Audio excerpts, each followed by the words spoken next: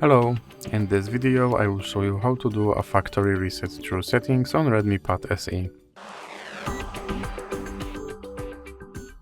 So to do a factory reset through settings on this device, you will have to start with opening your settings application and now go to About tablet and here click on factory reset and now click on erase all data and now click factory reset.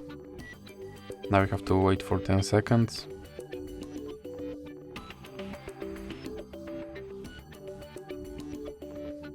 And click next. Now you have to wait again for 10 seconds.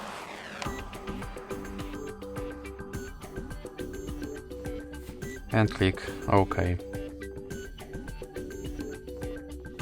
And now your device should be back to factory settings, sorry.